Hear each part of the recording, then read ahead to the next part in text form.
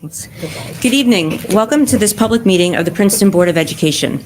The board is an elected, unpaid group of 10 citizens who set policy and make decisions on educational, financial, and personnel matters for the Princeton Public Schools on behalf of all residents. We are always pleased when members of the community attend our meetings. The board and the school district operate under applicable New Jersey laws and under regulations of the New Jersey State Board of Education. Each meeting includes an opportunity for those attending to comment on items on the published agenda or other matters of interest to them. The board reserves the right to limit time allotted to public participation. Law limits discussion of individual personnel and confidential matters. We hope our meetings provide useful opportunities for communication between the board and the community. Thank you for attending. As required under the Open Public Meeting Act, NJSA 1046 et sequential, adequate notice was given for calling this meeting.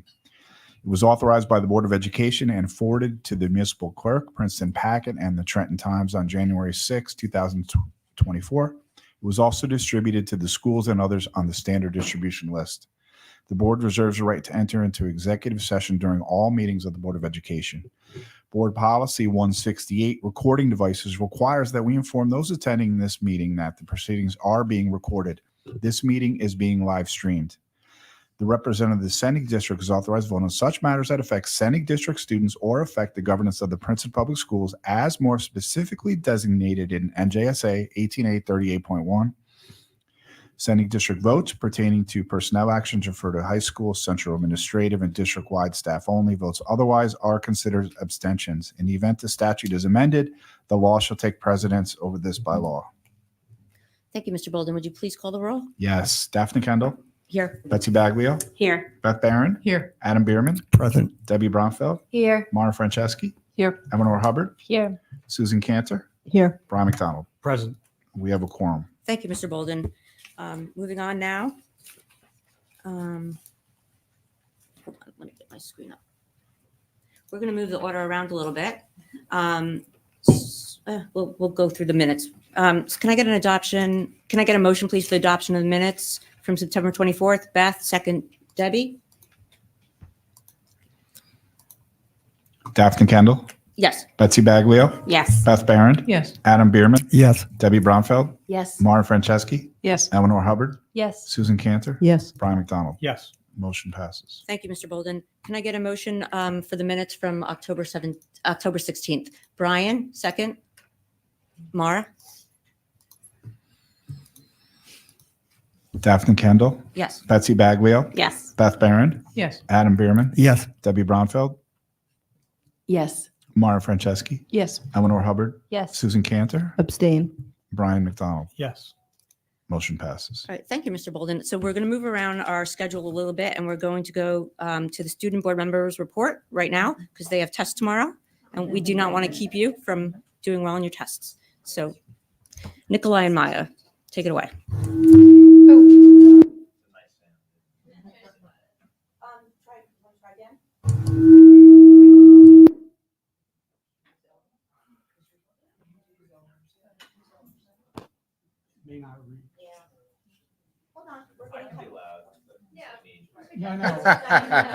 It's live stream though.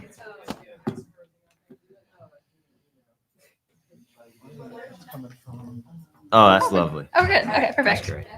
Okay, so we have our Board of Education report today. It's hopefully not going to be usually this long or detailed, but a lot of stuff has happened in the school and because of the board. So thank you for giving us enough to write about a large report. So first off, the superintendent forum. I was there. I attended it.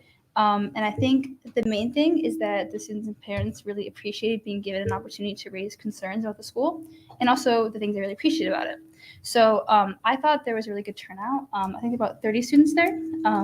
And there was a decent amount of diversity from different groups and grades. When I prepared for this report, I actually reached back out to a couple of the students and parents who were like more vocal about it. And I think one of the biggest things to bring up is that they really wanted to see a personal vested interest from the superintendent in the community of the students, the school, the parents, everything. It didn't feel, to them, it didn't feel like the past superintendent was as connected with any of the students, and it didn't feel like they had a voice or were feeling heard on major topics. They also expressed interest in having the superintendent have a presence in the school, so establishing relationships and connections with, again, like different groups, different minorities. They thought having like a student representative council would be helpful. I don't know, possibly led by us, and just having a voice in bigger decisions and being able to connect with the superintendent and principal directly. They really appreciated having a forum like this. I think it was a welcome surprise for a lot of people. I think they really, really appreciated being able to talk about some concerns that have been going on in the school for a while. And I actually think holding more forums would be helpful. Possibly having like, I think they mentioned having like a permanent town hall session, maybe monthly or quarterly would be very appreciated by the community. So We have to bring pizza every time? we're not sure. Hopefully not. For the parents, they thought that listening to community feedback was the biggest thing for them for having a new superintendent. There were a lot of parents willing to dedicate their time and energy into the district, but in order for that to happen, the superintendent does have to actually hear them. So they also stressed the importance of having a qualified superintendent, so the importance of having both education and administration experience, and to be able to effectively deal in both. Finally, they really thought that priority should be given to students' voices because it is serving the student community first, and again, having like an easily accessible place to speak because there are students who have opinions and want them heard. Thank you. So next we're going to touch on phones and phone jails. Brought my flip phone, which is amazing. But yeah, I think it's mostly what I said last time about we saw teachers using phones as a way to take attendance. And so they'll have a big kind of pocket sheet and you put your phone in a slot and that's how they check attendance. They don't actually look for you. They just look for your phone there. And I actually think that works great because it makes you actually put your phone in the slot, which a lot of people don't do when we do have slots. And I think that really is the best kind of balance between having phones in the classroom for safety purposes, but not being distracted by them. So I said that last time, but if I don't know if all of the teachers have the kind of pockets to put phones in or if it's a practice. It's mainly the math departments. Yeah, a lot of the math departments doing that and choir's doing that. So maybe just communicating with the teachers and presenting them that option because I've seen that working really well. Also, I think, at least for me, like I haven't seen any students complain about that. I think they think it's a very fair decision to have their phones placed in the phone jail. Or the fotel. That's what Mr. Walsh calls it, the fotel. Yeah. So That's good. I like that. Funny. But yeah. Now, I want to talk quickly about the Wi-Fi. So I did have this amazing speech about it, which I promise would have blown your socks off, but it doesn't quite fit now that the guest Wi-Fi seems to be cautiously reinstated. So I'll just go over my main points because they do still stand. So it was turned off a few weeks ago without notice for the students. So there was like no grace period. It was just cut off with a message that it is the responsibility of students to handle their situations better. And there was no situation that was allowed for. Like I left my computer at home and I had an essay to write and they were not very helpful with that. Also, the school is a dead zone for most of the school is a dead zone for phone service, leaving no way to contact or access the internet, and also no options for emergencies and contacting parents or friends in the school. I think we've seen a lot in the news about tragedies and crises happening, and we don't want to think about it, but in case the worst does happen, I think it's important to be able to contact not only your parents but your friends within the school, just in case. It also makes it impossible to use personal devices for helpful things like iPad note-taking. A friend of mine mentioned that she didn't have the funds to purchase notebooks and stationery for all of her classes because she spent months saving up for an iPad to use just for the tech office to cut it off. I think the main concern is just being able to contact their parents in case of emergency. Most of your parents, I'm sure you're familiar with having to stop by to drop off lunch or drop off, an extra jacket. Which is a process made much longer and more complicated without the use of our phones. And finally, I think it's also just about trust and knowing which battles to fight. I think there's always going to be students on their phones when they shouldn't be. And hopefully we have resolutions, but kicking every personal device off the Wi-Fi is just not the answer. Instead, like we have solutions with restrictions or phone jails, which Nikolai did tell us about. Fourth on our agenda is the Hispanic Heritage Month. So this was a topic brought up to us by some of the students, actually.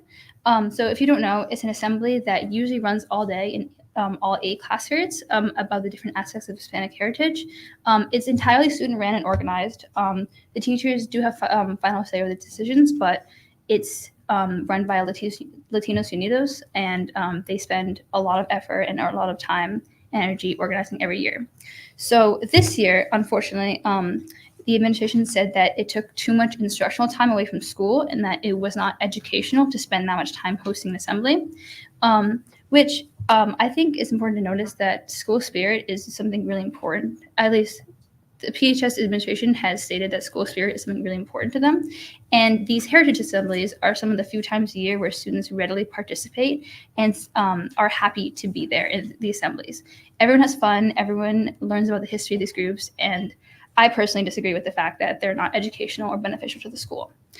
So it was postponed for the time being, with there being a couple of different options to run it, either being tiger time after school or split up into 2 days in homeroom sessions so as not to disturb class. But the leaders of the group of Latinos Unidos, they mentioned that in each of these instances, the event is being downgraded, whether it be from student attendance or just not being able to organize as many outside educators that volunteer their time for the school. So professional dancers, singers, and bands have expressed interest in possibly being a part of the assembly, which is something they couldn't do if it was 2 different days. A major factor in the canceling and postponing of the assembly was the fact that it is purely club ran and by students and not pushed for as much by parents. But that isn't really the fault of Latinos Unidos, because those members' parents, some of them have to work long jobs with long hours and are unable to effectively lobby for the assembly to continue. It is passed. Hispanic Heritage Month has already passed. It ended on October 15th. So they're hoping to run it in December. But they also expressed interest in having this be an important matter for Black History Month, because Black History Month has also been pushed to either 2 different homeroom days or to the same opportunities, tiger time or after school. So they're really hoping that this is able to be a priority for the administration. 5th is men's volleyball. So they want to charter a men's volleyball team. They talked to Principal Burge and Mr. Dispinski already, as well as a sports conference that PHS is a part of, which is NJSIA. So they approved the chartering of a team to play sub-varsity only, which is just JV. They've taken the initiative of finding space to hold practices both at the high school and the middle school when possible. And all they need is official board approval to start fundraising and looking for coaching.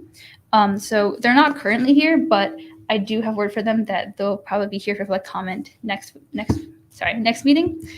So I think they just wanted to bring this to your attention a little bit earlier.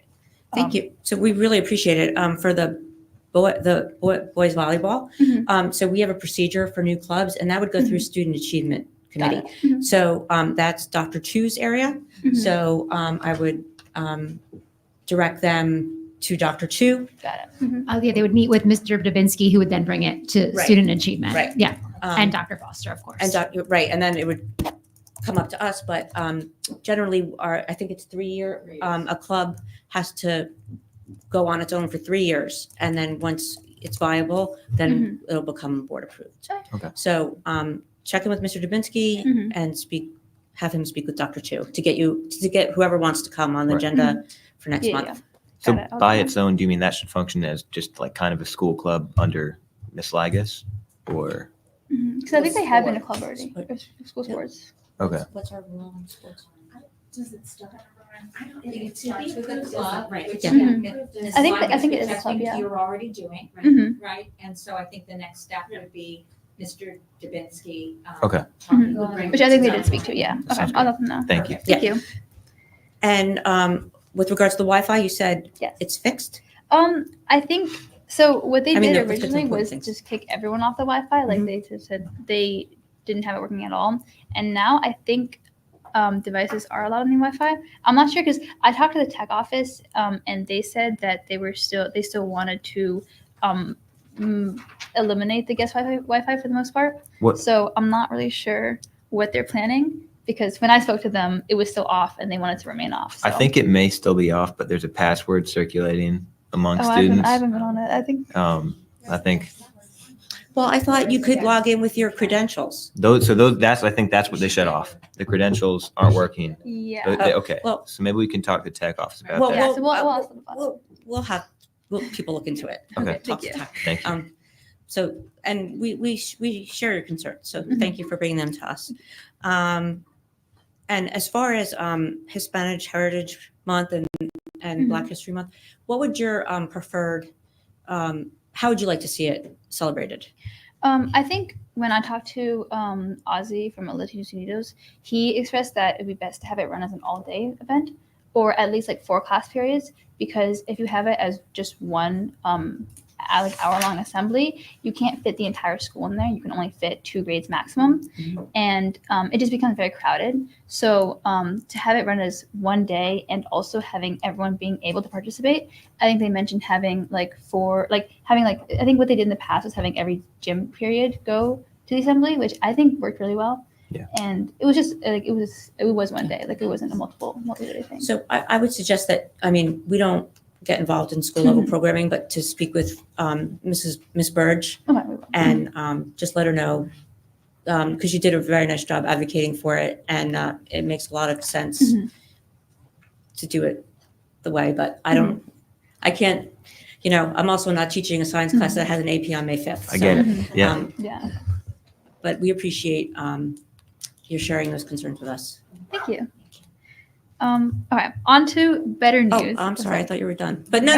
We still have That was the a complete couple more list. things. Now we're going to the better We have a news. couple more things. All right. So as for good news, our football team did win homecoming for the first time in 10 years. We are so happy. And they also won divisions.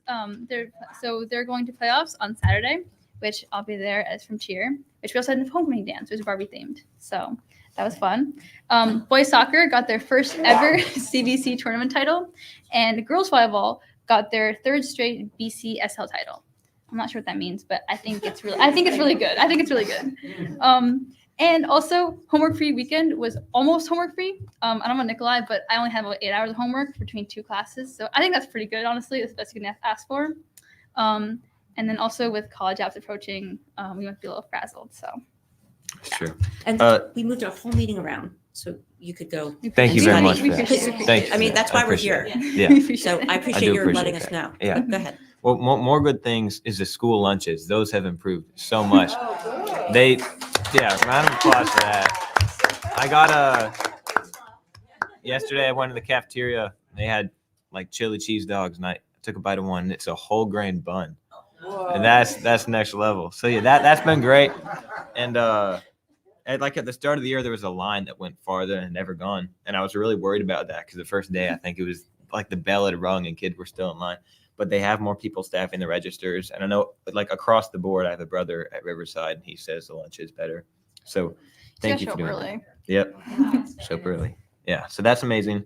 And then school spirit was something that I had at first as something to work on. And I'm sure there's still room to grow, but our school has impressed me this year. I remember, like, another great thing is new hires. Mr. Kripp is a chemistry teacher now, and I was sitting with him at the pep rally, and he leaned over and he goes, "Nikolai, I've never seen a school like this." I said, "What does that mean?" He goes, "The school spirit is amazing, and this year I've gone through 5 times as much coursework as I would have been able to in any district that I've taught at before." And I think it is really incredible what y'all do, and I want to just say that again because I think high school is supposed to be a challenging time, and it's really easy for students to take that and then turn it into something that can make the school system or the school seem like it's not doing its best for them, but really this is such a special high school and we're very grateful for it. But school spirit, I think, has been wonderful. We've had spirit weeks where everyone comes in wearing kind of like themed outfits. We had Groutfit Day where everyone wears all gray. We have spirit days on Friday always, which is blue and white. And people are coming out for the sports games. And I think one thing that we can do in general to keep that going is just get the whole student body in one place more times. I know, like, I grew up in Arkansas, and our whole school every day would start the day off in the gym. Everyone would be there, and we'd have announcements. And I get, like, now we're in a high school and there's a lot more people, and so we can't do that.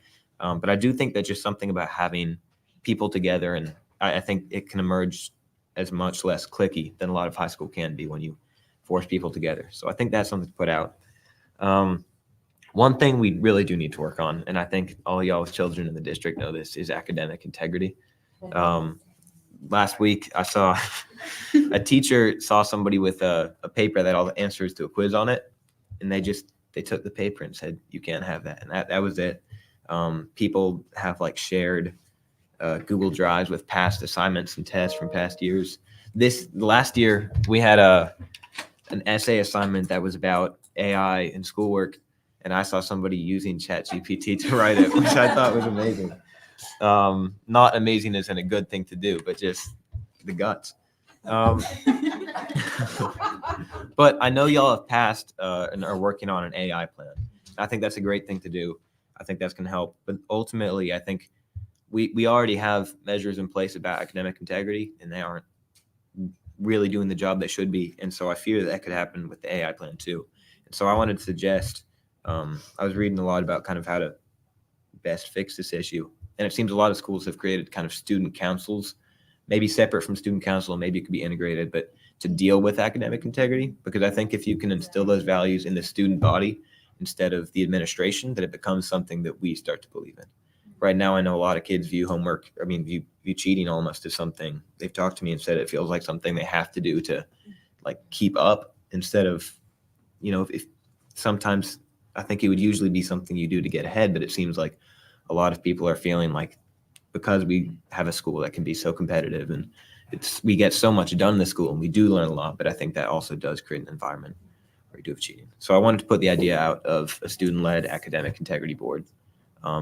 And they could, I think it would need to have teacher oversight and kind of work between teachers and students, but I think that would be great. And then the last thing I wanted to mention is test scheduling. And I get that in high school, right, we have deadlines, the quarter's ending, so of course we're gonna have a lot of tests now. But I think in general, it does seem to be a trend where people will just have, like, 4 tests on the same day. So tomorrow I got this Mandarin test, and then I have a choir assessment. And so that's not too bad. But I think having even just, like, a shared Google Calendar between teachers showing when their assessments are, we don't want to, move their flexibility too much, because teachers need to be getting work done. We have deadlines, like you said, like they got an AP test to prep for. But I think the more we can have communication between teachers to avoid things lining up on the same day would be really helpful to the students.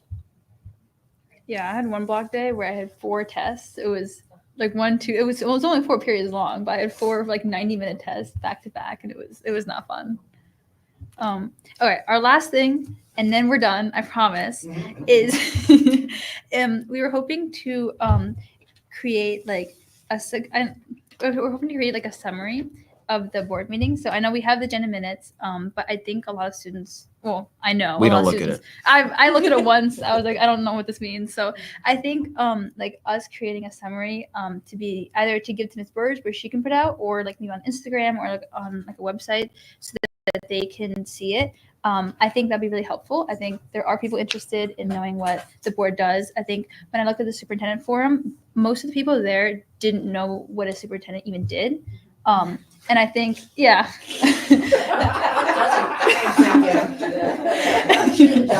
Doesn't do transportation.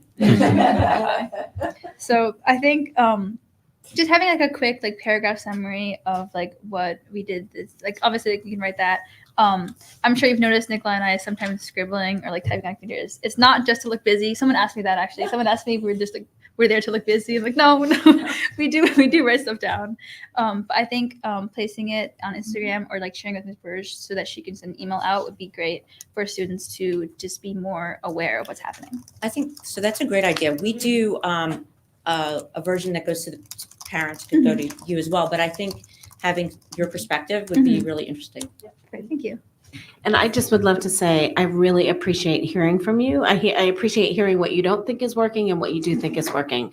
We talk about a lot of the issues you brought up. We've talked about in different committees, and we really appreciate the work that, for many years, that our administrators and our teachers are doing.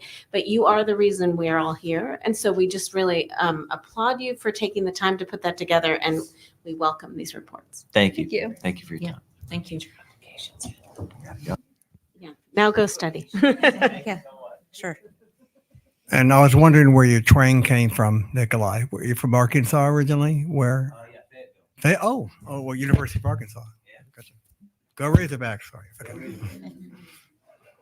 All right. Good night. Good luck on the test. All right. Bye-bye. So moving back, the president's report. So welcome to this meeting. Welcome again. We're about the kids. That was a great report. So I won't keep us delayed because I know there's a Yankee game that's starting in 18 minutes. So we're going to move on to the first item, which is the PMS Wingman report. And Principal Burr is going to come tell us all about it. And please let us know who's with you. So good evening. Good evening. It's nice to see everybody. Nice to see you. Thank you. Wish everybody a good week as some of us are getting prepared to celebrate Halloween, and others of us are getting ready for Diwali on Friday. So celebration to people in the community and best wishes. I'm here this evening with my 8th grade counselor, Miss Heather Steele, and of course my family liaison, Miss Trinidad Rodriguez. And this presentation is a little bit about our partnership with Wingman. So I want to start by thanking Dr. Tu. Last fall, 2023, Dr. Tu, right around this time, coordinated an invitation with our friends at Cranberry Middle School. So a quick hello to our friends over there as well, because they were beginning their yearly training for Wingman. And it had been a discussion between Dr. Tu and upper administration that the middle school was looking for something to improve student-to-student relationships and also student leadership. And I had the opportunity on that day to meet Mr. Ian Hockley. Dylan's Wings of Change is an organization that he founded. And Mr. Hockley founded that organization in honor of his son, Dylan. His son, Dylan, was one of the first graders who was killed at Sandy Hook Elementary School. And he created this organization about this idea of we need to create empathetic leaders. Empathetic leaders are the ones who are going to lead us through. They're going to inspire us. They're going to encourage us. They're going to create hope. And in schools, we're outnumbered as a staff.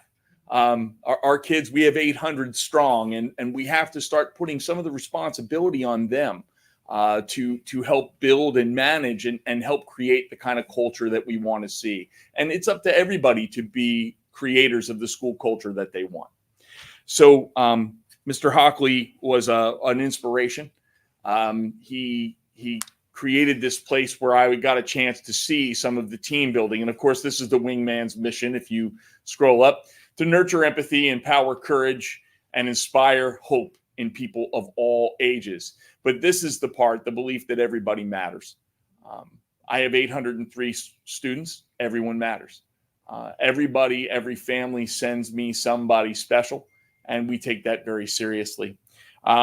We had 3 days of training. If you want to move to the next slide, this is some of our Wingmen actually doing an activity together. We have 16 8th grade leaders that we're very proud of. They participated in 3 full days of training to not only learn the games, but to learn how to lead 6th grade students. We got a firsthand look this week. We're in our second activity. You're going to hear about that. But we're asking 8th graders to stand up and facilitate. That's an amazing skill that we're starting to develop with our leaders. And they, as a group, grew closer together. In this game, there was a number of different dice on the ground, and they could only use one finger to assemble the dice in different fashions. So they quickly figured out, if you take a look from the image, they quickly figured out that they needed each other to get it done. And that's the message, right? We all need each other. I I think it's Heather's going to talk a little bit about our first activity, which is on the next slide. But before I get to that, there's the Wingman pledge. Winning is not everything. Remember to include everyone. Never shut anyone down. Go above and beyond and step up and take the lead. We had a great first game just a couple weeks ago. Heather's going to speak about our results. So a couple weeks ago, we started with our first activity. This was a very surface level to help build community within the classroom, where all students in the classroom circled up and they faced different challenges where everyone was included and they had to pass the ball between everybody in the same order every game. And then we added challenges like a second ball, going backwards. And as you can see in the picture, one of our students is holding a rubber chicken. And for this challenge, they had to come up with strategies and work together to pass the chicken with making the least amount of noise as possible. So they not only got a chance to work together as a team, they also had to call out each other's names. And it's important to note that in this building community and culture within the school, even 6 weeks into the school year, every classroom, somebody learned at least one person's name that they didn't know before, even though they've been having classes together these first weeks. So, and then for our second challenge, which we did this week, Trinidad will explain that one. With the second challenge, which is commonalities mingle, the students all needed to build a connection and interact with each other, and also realize that even though they have their own opinions, they can also form a team and realize that they all have similar opinions, but then at the same time also respect that people are going to have another opinion differently than what the rest of the team has. But with that said, some of the topics that were discussed was favorite color, favorite season, favorite school subject, and it went into even, do you prefer an ice cream cone or do you prefer an ice cream cup? We had one student that was undecided and actually went over to the ice cream cup. It got a little intense, but it stayed positive.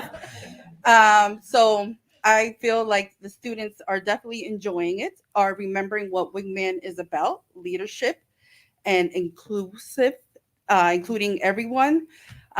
So thank you. So I think as a final thought that I kind of wanted to mention is, number one, we want to thank our 16 eighth graders. They gave up 3 full days of classes, had to make up the work. And, you know, we had to work with them to get them to see, like, you kind of have to see the long road here. And with one of them, I had to whisper in their ear and I actually had to say, hey, look, I actually think you're going to be a better student in the long term when you're 14, when you're 16, when you're 20, like, because you've had this experience. So hang in there. I know there's a short-term loss. But I also want to assure everybody that, you know, I get started with transition with rising 5th grade parents in February now. And I think that that transition topic is really important to our families. And we think about a transition and all that we do to get people in the building. And then for some reason, most of us, we stop transitioning. We think, oh, you're here now, so let's stop. I view this as a real opportunity to actually embrace 6th graders and build some community with them when they're all together in the building. We're doing this in pause classes. We do an entire house in a day. So every 6th grader has gotten the first game. We'll continue on Monday so that every 6th grader has the second game. And something else that Heather and Trinidad alluded to that I want to make sure that we say, we began with a ball game. And there was some difficulty with that and some communication skills, and it moved to the commonalities mingle. But the games start more surface level, and that's the phrase that Heather used. And we're hoping to continue to go deeper and deeper with our activities, be able to bring out more and more from our kids. So the last slide is dedicated to those 18 smiling faces. They all came up with their own symbol for how they wanted to pose on this with the Wingman, and the Wingman logo comes with a butterfly. So they wanted to find a way to put that out there. And we're very grateful to them, and we're grateful for your time this evening. Thank you for letting us present this exciting program. So thank you. Thank you for joining us, Thank Mr. you. Burr, Heather, and Trinidad. We appreciate it. Thank you. We like to start our board meetings focusing on kids because that's why we're here. Yep. And I just wanted to, so this morning I woke up to a quote by Paul Wellstone. He was a senator from Minnesota, and he died in a plane crash many years ago. And he said, we all do better when we all do better. So thank you. Thank you very much. Nice to see everybody. See you too. And so you'll be doing these like all year? The hope is that we're going to continue to do these activities for the entirety of the year. It takes us about 8 days to cycle through both houses. We're going to take a time out after 2 games and kind of organize our kids and recalibrate again. And then we'll come through with the second round of games. Great. And are you getting feedback from the kids? Positive and negative?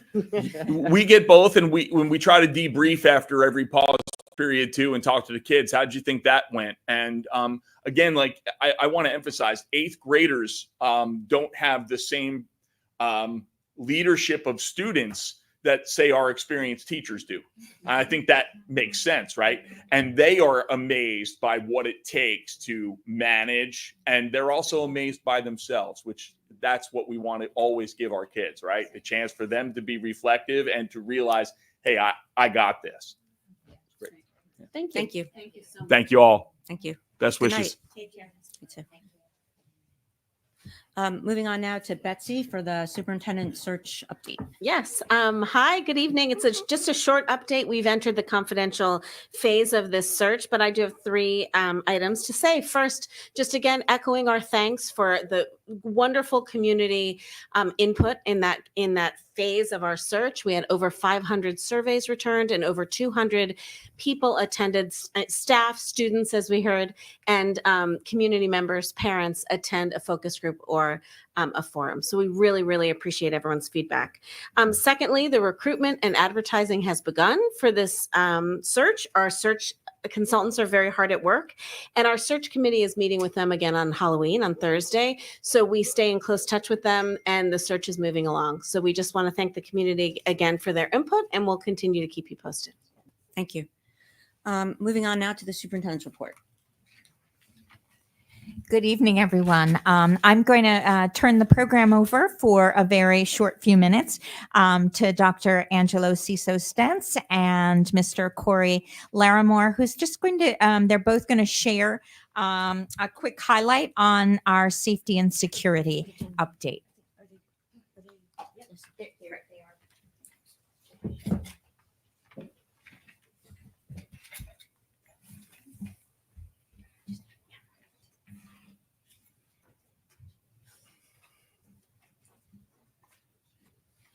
Okay, well, thank you for letting us just give a brief overview of our work this year for safety and security. As you know, that's a very top priority for all of us in our district. And in my new role, I get the privilege of working very closely with Corey Larimore as the school safety specialist.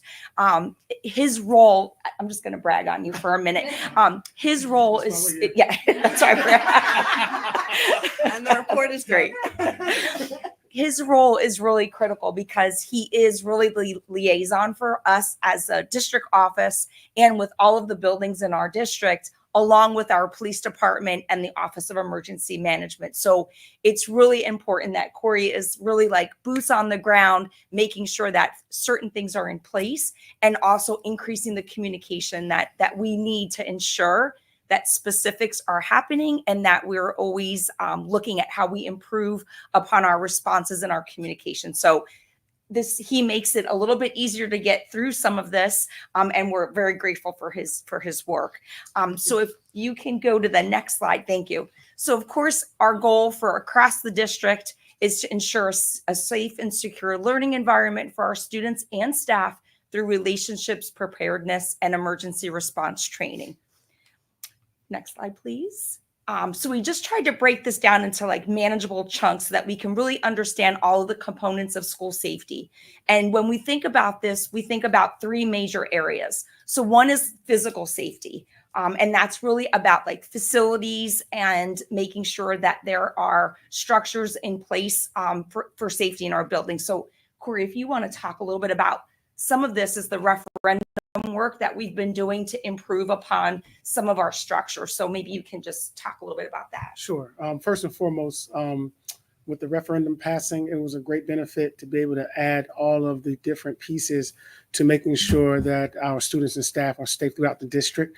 One of the things that I can speak on first that comes to mind is actual entry points that coming into the building, the additions to the PAC, making sure that you're entering not only through the front main entrance, but also that same representation is going to be reflecting in the back at PHS through the PAC.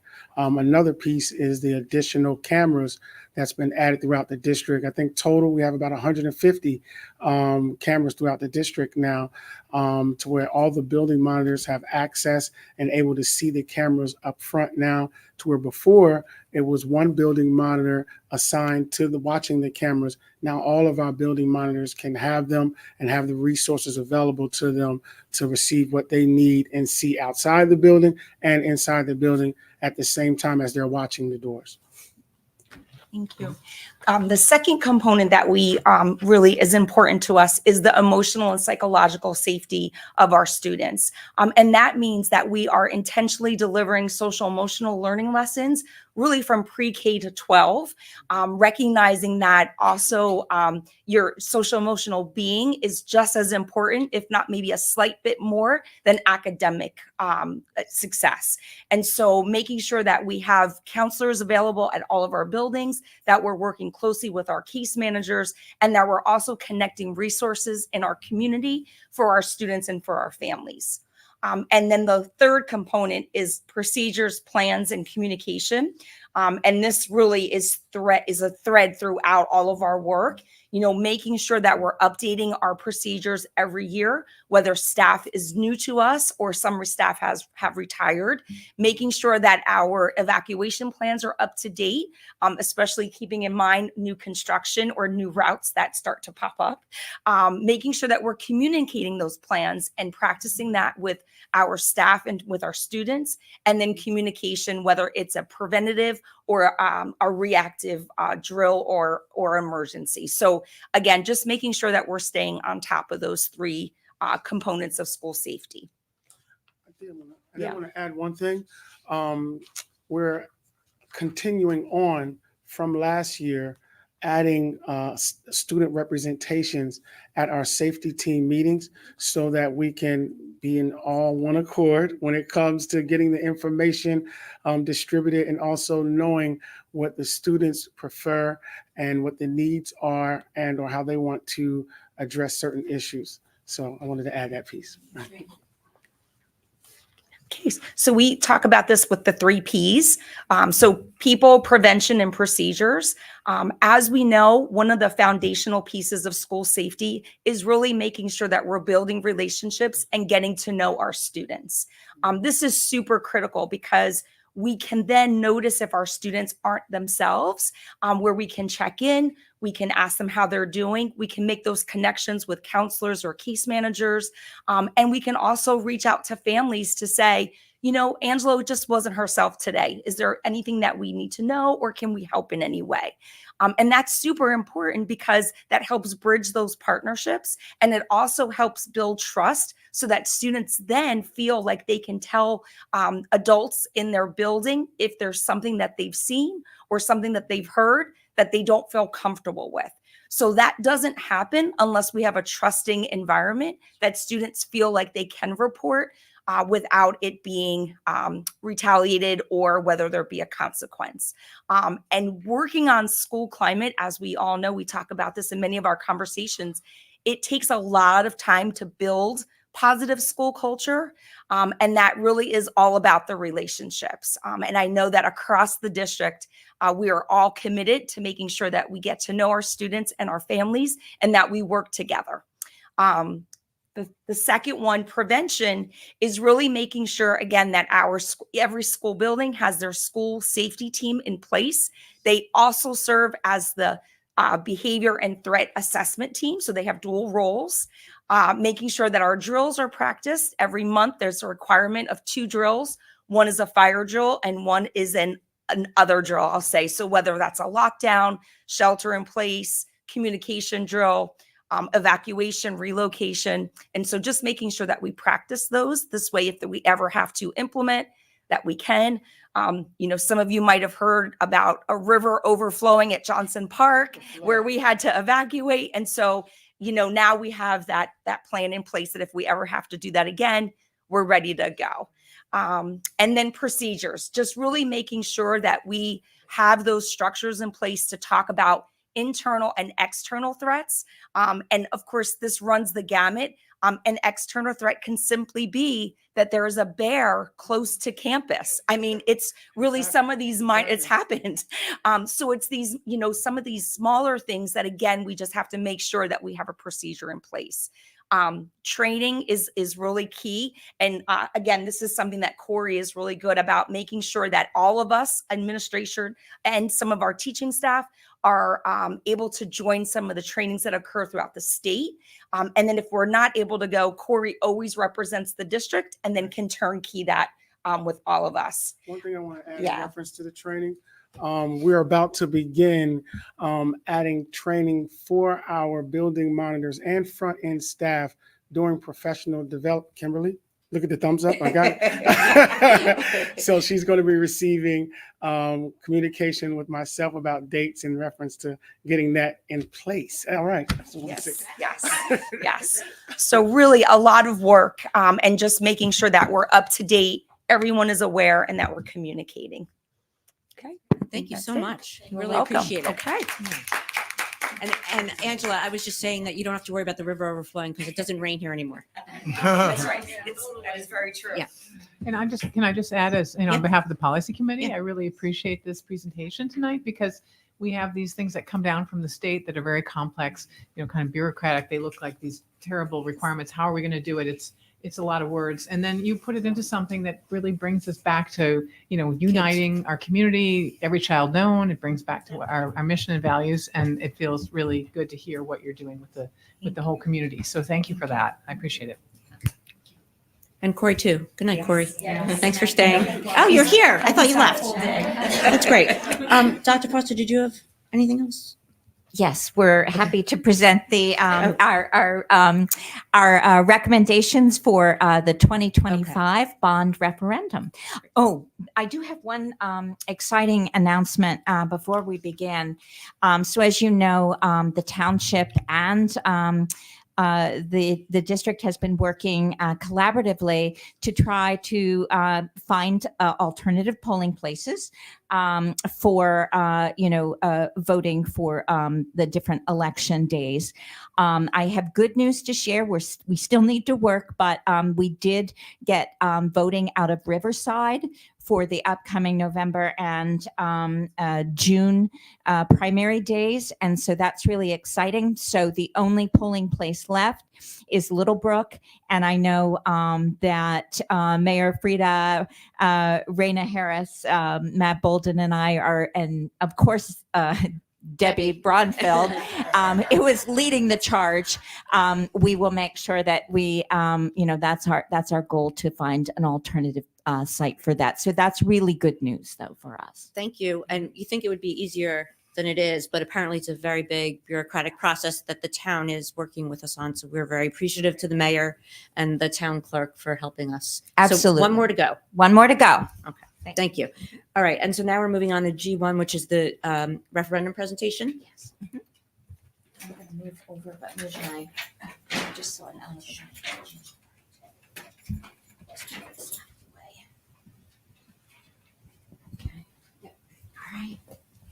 All right. Good evening.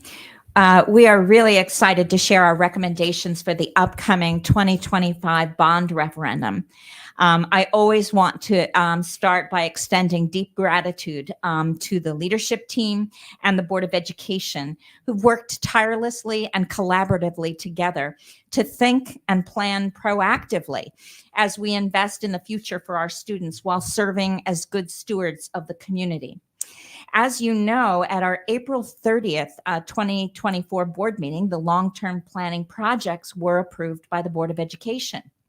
Once we received approval from the Department of Ed recently, and we gathered feedback from the courtesy review with the Township Planning Board and finalized our plans once again, we're now ready to determine how we will present this bond referendum to voters. Behind the scenes, we've worked nonstop with district stakeholders to determine how we can best frame referendum questions for the January 28th vote to provide voters the greatest possible degree of choice concerning the proposed plans to expand and refurbish spaces in 4 of our schools. So we always have to start with our mission. The students are at the center of every decision we make in Princeton. We prioritize our instructional spaces for our programs and services. We provide small class sizes, and we love our neighborhood schools so our students can find joy and purpose in learning. So these are the goals for the 2025 referendum. And I'll just let you read those. And we want to share our recommendations with you now. We look to our data to make decisions regarding the referendum questions, which includes student enrollment, what's happening in the township with new developments, home resales, and what our neighbors and families can afford. And I'm going to turn it over to Matt. So we've been working with our current planners for a little over 5 years now. These are our up-to-date, I should say their up-to-date demographic enrollments. We consistently meet with them throughout the year. We had them updated in February. We're tracking slightly under the most recent estimates.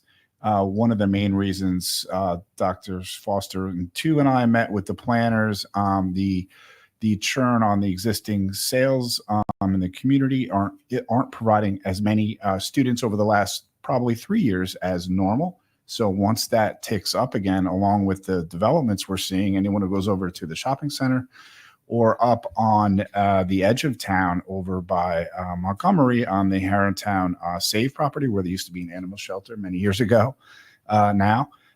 Those 3 developments will be coming online soon. So that's going to be fueling our near-term growth. The planners and demographers, they're both reminded us that 85% of the growth in student enrollment in a community does come from existing home sales. Slightly counterintuitive than you would think. You look at all the newer properties, and so it's slightly counterintuitive. This is shows where a lot of the development is, right on the edge of the current community park and Littlebrook sending zones.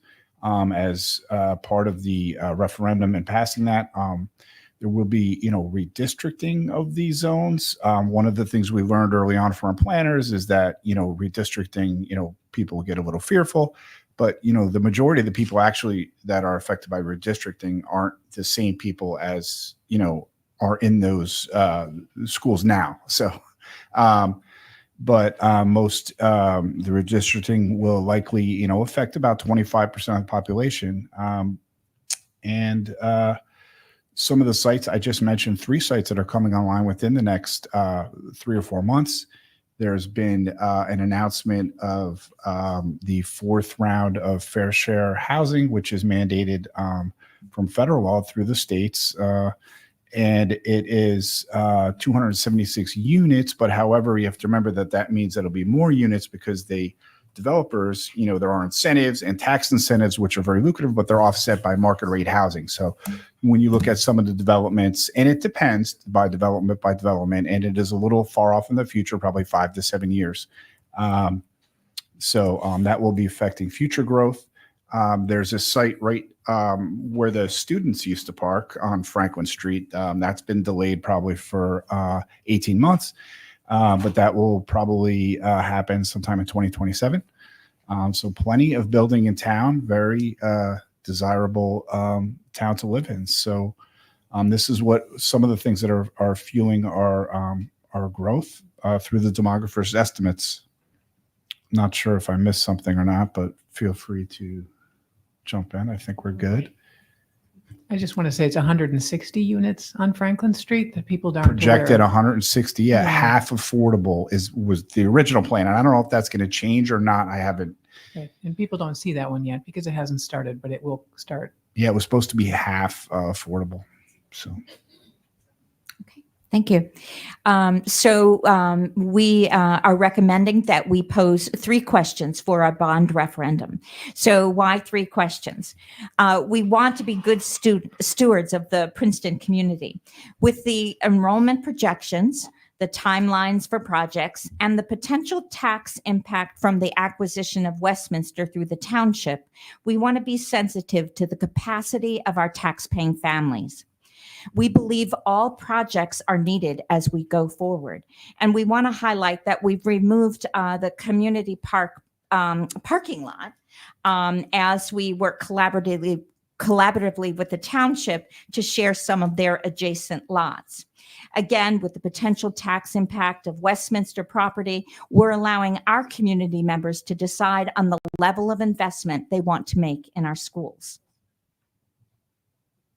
So we've ordered them in the following way. Question 1 will focus on community park and the Princeton High School HVAC.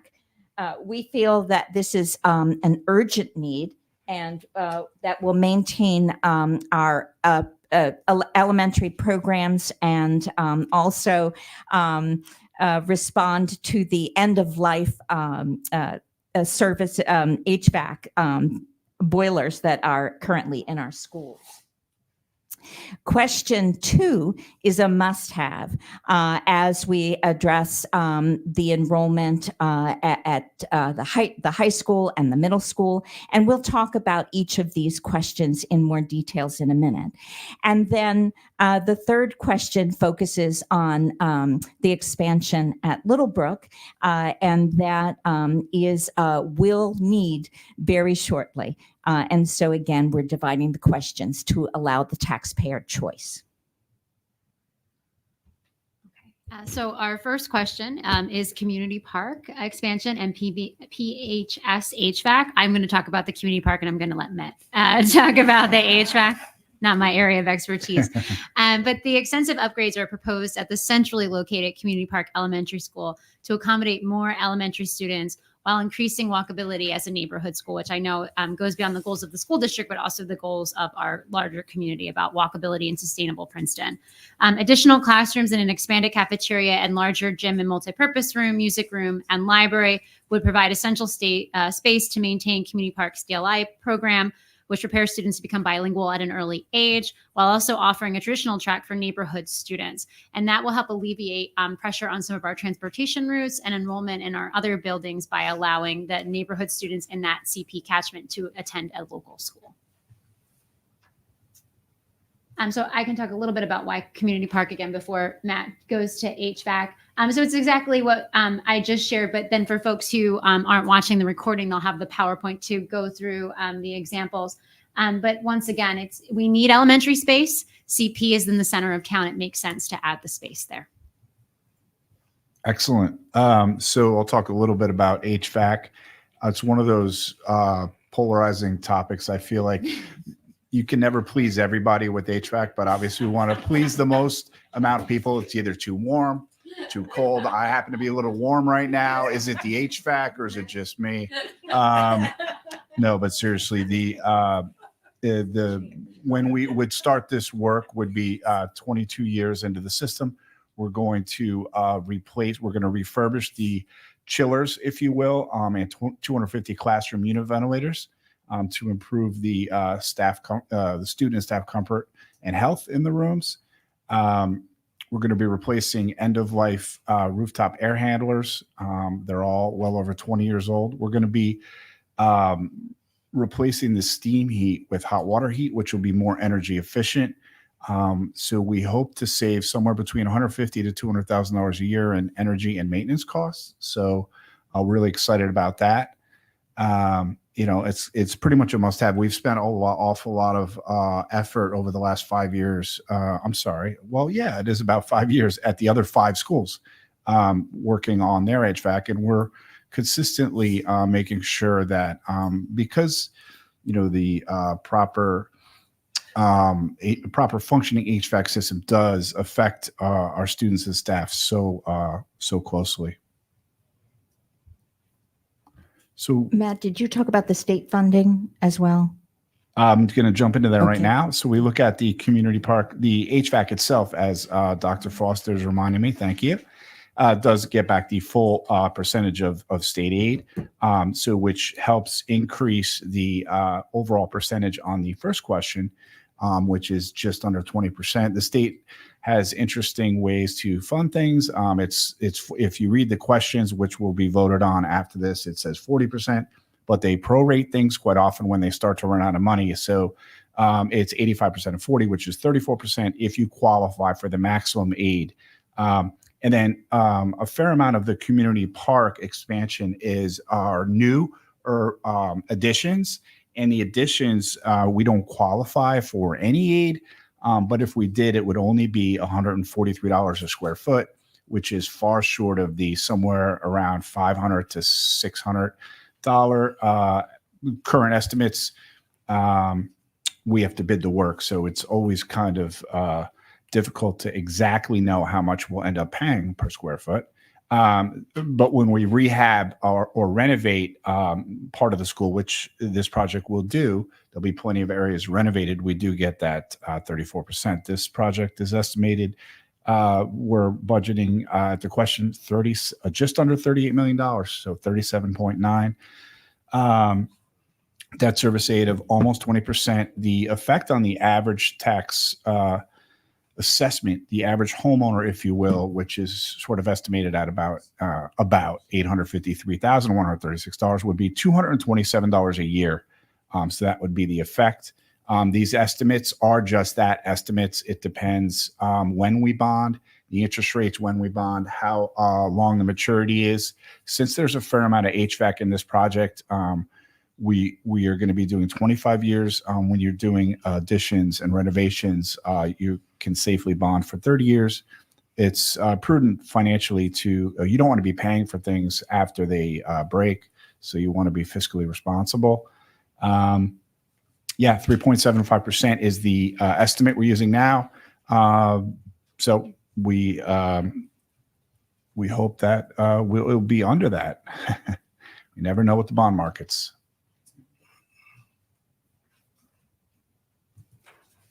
So next, we're going to walk you through the expansion proposals for PMS and PHS, which are tied together.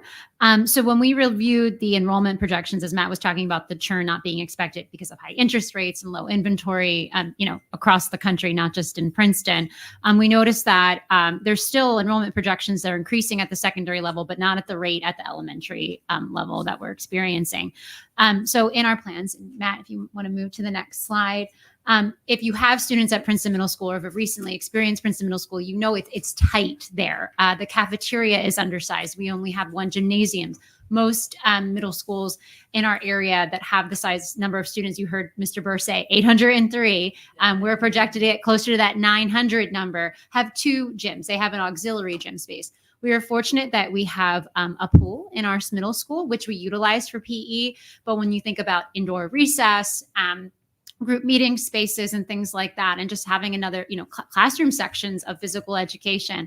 You can't have 3 classes in the pool at once. So we really do need these additional spaces, not just for instruction, but, for wellness too. We don't have as many science labs at the middle school level. And when we look at creating innovative global citizens who are critical thinkers, tying back to our portrait of a graduate skills, we want to have science experiences across our pre-K through 12 experience, and not just at the high school, as well as classrooms. So 2 full-size classrooms, but also 3 flexible learning spaces. One of the things that we have in our Princeton community are older buildings. And so they're not modern, meaning in the sense that our programming is different than maybe in the 1960s or 70s when a lot of the hallways and the buildings were sort of set up. So we need small group instructional spaces and flexible spaces. So this room has a divider. We would have a more solid wall divider in a classroom. So you could have 2 small group instruction rooms or a larger flexible whole group room. We need this for ESL programming, Quest programming, academic support, special education programming, maybe smaller classes just in general education. And having that flexibility allows us to kind of meet the kids' needs where they are and have modern 2025, as the referendum is that year, programming. And then we would be moving the tech department office from the high school to the middle school. That would allow for additional classroom spaces at the high school as well. And flexible art space with the Numina Gallery. So if you've been to the high school at that basement level, there's a lot of real estate taken up by our tech department. It's an antiquated space. It's an old space. So renovating it and really making it purposeful and having more opportunity for kids to have instructional spaces, which we know are tight at the high school, will be really beneficial as our enrollment increases. I think you hit on these about and the a larger multi-purpose cafeteria room. as well. Yes. Mhm. The cafeteria is also undersized for the size of the school. And we really value our students having lunch together in their grade level or houses. And that's not going to be possible soon. So we would have to have lunch spread across the day. That impacts the schedule. So these big spaces would really keep our future needs in mind. And we have more large group spaces for PE, the arts, indoor recess, lunch, and more. And the building flow, did you mention that would be greatly improved with the better circular flow? Yeah, so during bell time, it gets very hectic at the middle school. And so you have pods at the middle school. So you walk up steps and it's just like a little circle and then you have to go back down the steps. Having these connecting hallways, one for safety, talking about crowd control in the hallways and a lot of bodies being in the hallways, but also just ease of access to rooms across the building. And once again, having a more modern design and layout. Thank you. Mm-hmm. The costs of the project are just over $38.3 million. The debt service aid, because there's more additions in this project, is only 11.2%. The effect of this individual project, I think right now would be a good time to mention that each question, question 2 and 3 are contingent upon the previous questions passing. So for 2 to pass, 1 has to pass first and then 2.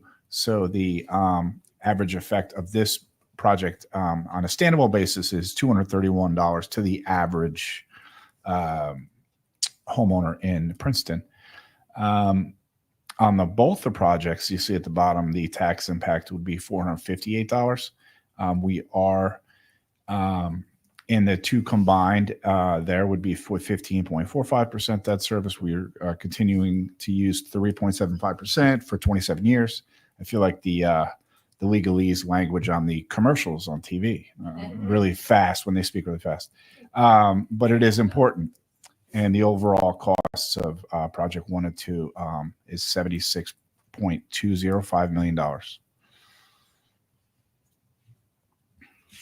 Okay.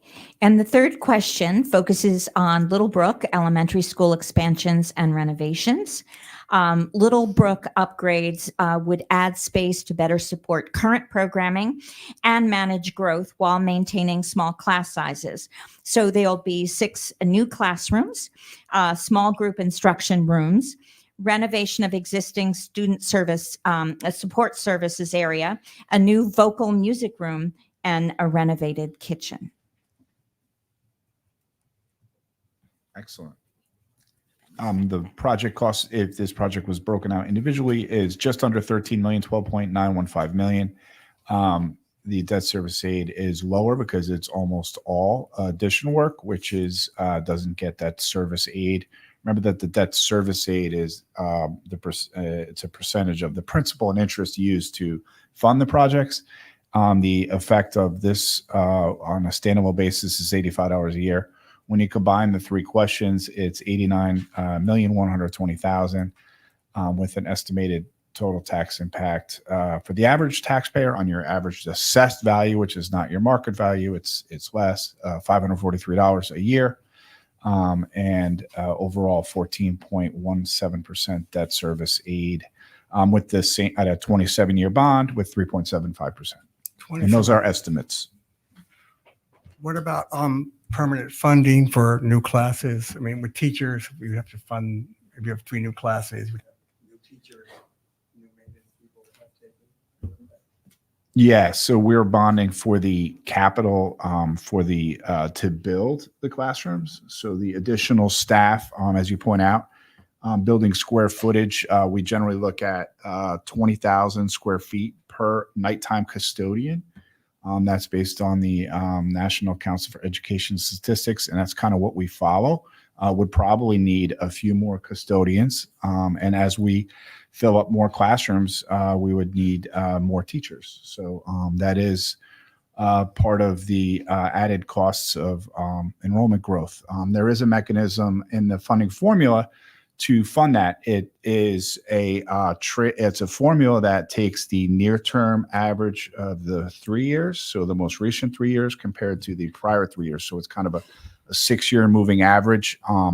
It has kicked in the past. You're able to raise your taxes above the 2% tax levy cap when your enrollment growth kicks in over this percentage. It's based as amounts over 1%. And it did kick in from 14 to 18. Can't remember if it's 15 to 19. I think it was 2015 through 2019. The district was utilized that enrollment waiver for a number of those years. And like with the way the state funds waivers, you don't have to use it all in 1 year. Yes. So it gives you flexibility. I mean, we're talking about 2% tax caps, right? With, wage inflation and transportation inflation rippling through the economy the last 3 years. So it's a challenge to fund the operating costs. Let them finish and then we'll ask questions. Yeah. Okay. So we do have to ask what will happen if the referendum is voted down. So we know that there will be some redistricting no matter what, but certainly there will be a major increase in the way in which we redistrict our students to the schools, and redistricting probably will begin sooner than later. It also impacts the value that we have now of smaller class sizes. Class sizes will increase. We only have so much space, only so many instructional rooms, and so that would require larger class sizes. It certainly will impact programs and services. That will require us to make some decisions and prioritize what programs look like and how we service our students. Things like, certain art could lose a classroom and could be on a cart, as an example. But we will be talking more about that in the future. And then certainly another possibility is if we require more space, we may need to bring on modular classrooms. We call them trailers. And just so you know, that the cost of those modular classrooms are directly taken out of the operating budget each year. And so that would be an increased cost for our operating budget.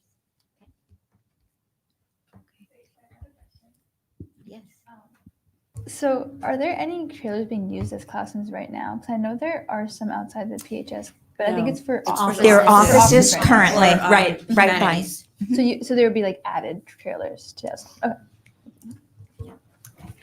So this slide should look familiar. We put it twice on purpose because we don't want to lose the message that we don't feel that all of these projects are needed. We do feel that all these projects are needed, but also understand the climate of tax increases, and knowing that enrollment, we're not feeling it yet. We will feel it.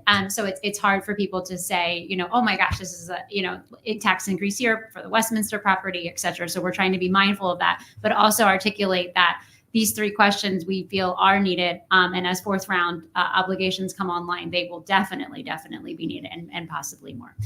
So the first question is a must-have to reestablish CP as a neighborhood school and replace end-of-life heating and cooling systems at PHS. The second question we prioritized as second is a need to have for PMS and PHS to support programs, student wellness, and student safety. And the third question is a will soon need to have for Littlebrook as we address increased enrollment when housing developments are completed and we experience more churn in that existing housing. Okay, so now we open the floor for the board for questions for the recommendation of 3 questions. So thank you very much, Kathy, Matt, and Kim for that presentation. We appreciate it. So I guess the summary is January 28th, $89.1 million and 3 questions. And the first question has to pass for the second question to pass. And the second question has to pass for the third question has to pass.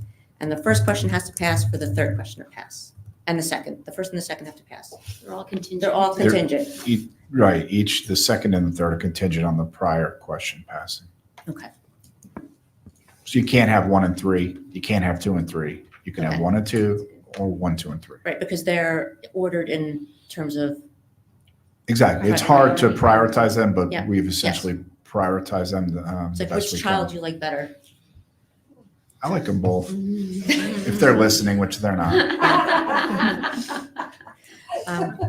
But really well done. And the overall tax impact is $530, $42. If all 3. Is 530? Oh, I went back too far. sorry. 543.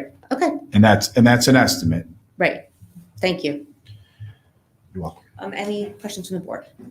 Oh, yeah, my first one is, and again, I just thought, when was this exactly decided? I mean, I found out last couple of weeks ago.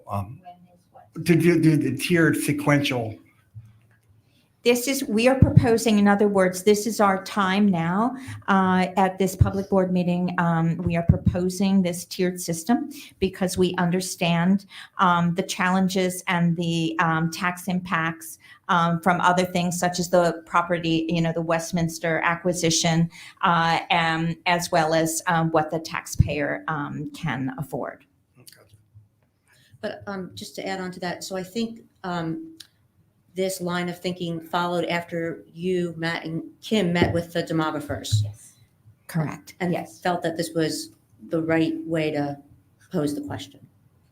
And that was just 2 weeks ago? That was 2 weeks ago. It was, Yeah. yes, Yeah, 2 okay. weeks ago. In light of some of the challenging September referendums across the state.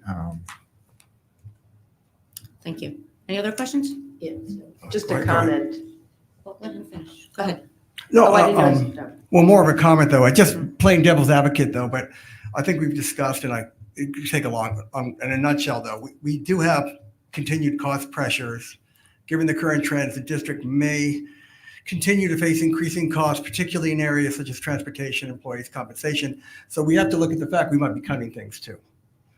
I think it's just important to say that down the road, 3 years, 4 years, or even earlier, we might have to cut some classes. We might have to cut teachers. I'm just saying that I think we're in a little bind. Just from my analysis, and I've talked to other people, I think we're in a bind. And again, this is a philosophical thing. This is what you want to pass, fine, we pass it. Numbers, it's a numbers game to a lot of people. Some people are fine with bigger classes, some are not. Some are fine with aging infrastructure, some are not. But I just want, and also demographics. They've been uncannily, in my opinion, accurate so far. But I've looked at 20 years of Princeton. I've looked at almost 40 years. I don't have all the numbers. It goes up and down and all around. We've had recessions, COVID, you name it, cohort survival method, how long kids stay. So it could happen. It might not happen as big as we see. And birth rates are, from what I understand, at an all-time low. I mean, this is, in our country, I think it's been the lowest ever. So I just, again, throwing that all into the pot when we make considerations. I would just add that before we would ever cut staff because of budgetary constraints, there's a mechanism now where, well, first we could bring the budget to the voters. So we would, as long as I'm on the board, exhaust every opportunity that's available to us to ensure that the standard of public education in Princeton continues as it is. I agree. At the end of the day, me personally, it's people who run the school. It's teachers, and I want to keep the staff. I just don't want to see the operating budget pressured. Yeah, I just wanted to say one of the reasons we're talking about it now is because there's a timeline for us to get this No, I know. printed and posted, and I know we have to get it to the state, they have to review it, they send it back and forth. So anyway, that was another reason we're bringing it up right now.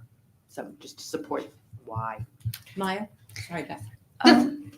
Sorry. I wanted to ask if would class size increase first, or would it be classes being cut? Like I mentioned, like electives. If the referendum were to be voted down. I think it would depend on the level. So, we would maybe look at our elementary level and say, okay, we're going to increase class sizes possibly in the upper elementary grades before we think about like programming cuts at the upper levels. Beth. Yeah, when we talk about timing, and Debbie points out the short-term timing, what we're doing, we're aiming for January and all the things we have to kind of meet.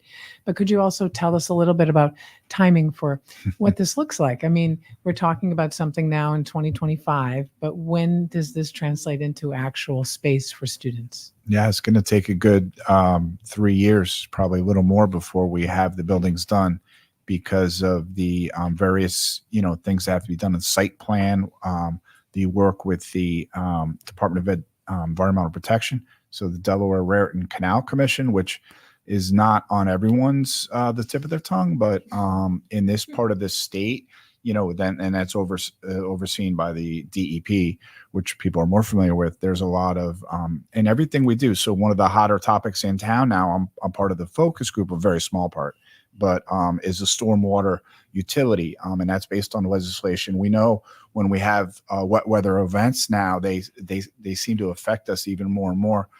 We've been a little bit lucky lately here, but it's really important. So the DRCC, basically, when we put impervious, anything new impervious has to go through them, and so you have to mitigate that. Like at the high school, when we see the eco lab in the one section, then the other basin by the tennis courts, those are there to mitigate heavy rainfall. So that's one of the things that slows down. And then of course site work, and then you're building onto a school when school needs to continue. So you just don't have carte blanche to, and we would never interrupt the education. So some of the things that help to add on to the time frame.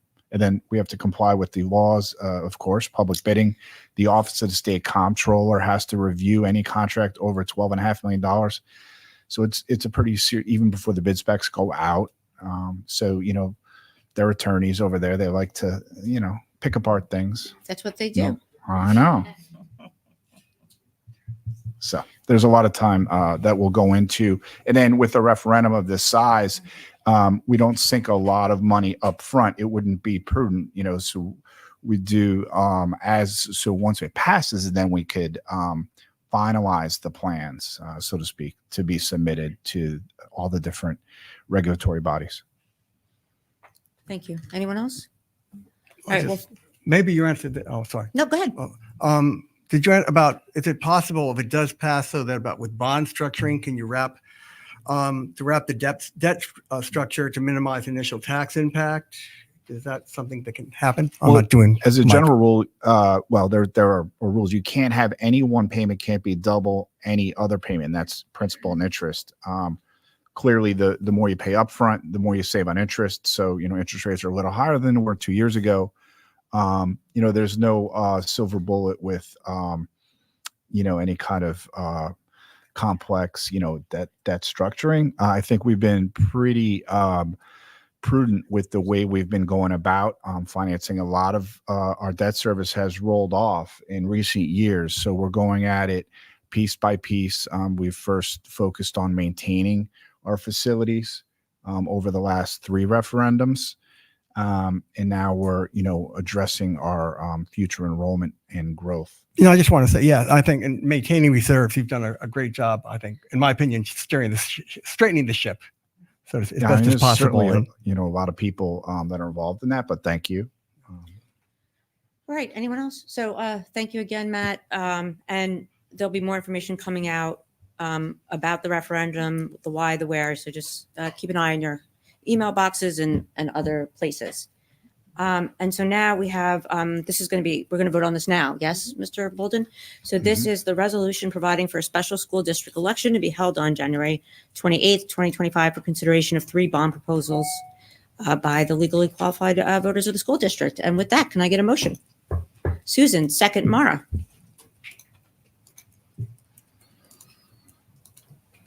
Daphne Kendall, Yes. Betsy Baglio, Yes. Beth Barron, Yes. Adam Bierman. yes, let the people decide.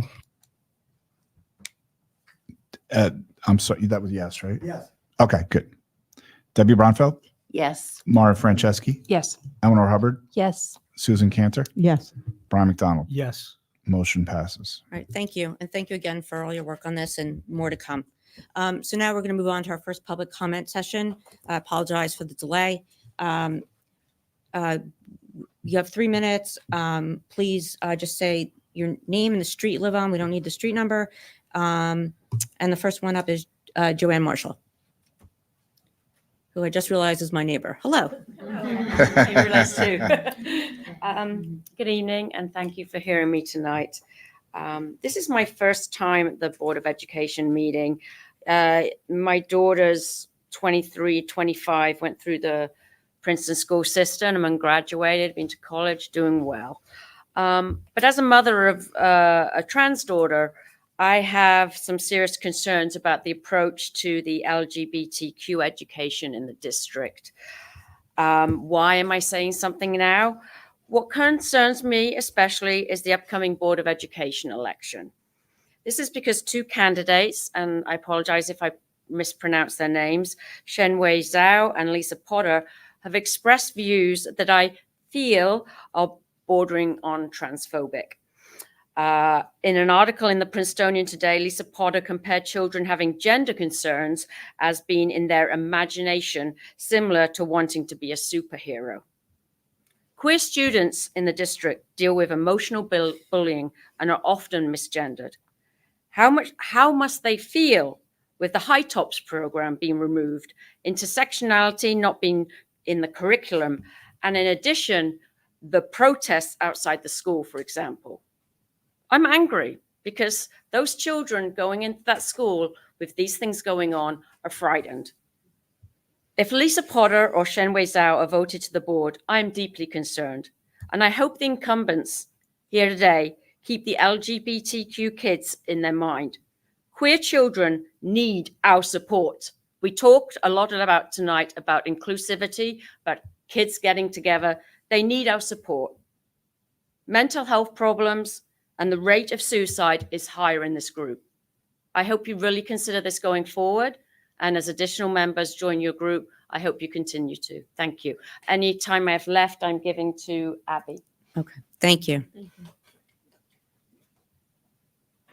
Colleen Potts is up next. Hi. My name is Colleen Potts. I live on Poe Road. 2 years ago, we attended the new family orientation at Little Brook School, and I texted my husband as I left. I'm so glad we moved here. We've been so happy at Little Brook. I was so impressed with Mr. Ramirez and continue to be impressed with his dedication to the school and to the students. And we've been so happy with the faculty that our children, the students that our children, the teachers that our children have had over the last few years. So I'm here today, which feels kind of odd given the last presentation, to ask you to add assistant principals at the elementary level.